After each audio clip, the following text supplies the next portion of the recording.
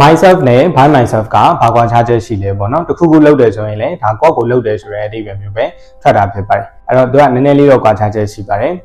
ဥပမာအဲ့တော့တငယ်ချင်းတွေနဲ့ကိုနေကဝိုင်းပြီးတော့ထိုင်နေတယ်ဆိုတဲ့အခါမှာကိုကစားဘူးမမီဘူးပေါ့နော်စားဘူးမမီတော့သူတို့ကိုလှမ်းပြီးတော့ကမ်းပြီးခိုင်းတယ်ပေါ့နော်အဲ့တော့ can you pass me the salt ပေါ့နော်အဲ့တော့စားလေးငါ့ကိုကမ်းပြီးလို့ရမလားပေါ့နော်အဲ့တော့လက်ဆင့်ကမ်းပြီးပြီးခိုင်းတယ်ဒါပေမဲ့သူတို့ကမကြားဘူးပေါ့နော်မကြားတဲ့အတွက်ကိုကကိုယ့်ကိုပဲထားယူလိုက်တော့မှာ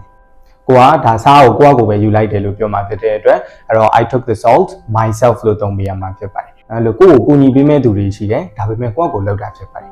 by myself ကကြတော့သူကအဲ့လိုမဟုတ်ဘူးပေါ့နော်ကူညီပေးမဲ့သူတယောက်မှမရှိဘူးအဲ့တော့ကိုယ့်ကိုလုပ်တာဖြစ်ပါတယ်ကိုဂုံယူတဲ့ပုံစံမျိုးနဲ့သုံးလို့ရပါတယ်ဥပမာအဲ့တော့ I study the lessons by myself ဒါဆိုရင်ငါကသင်ခန်းစာတွေကိုငါတယောက်တည်းကိုယ့်ကိုလုပ်တယ်ဆိုတဲ့သူပေါ့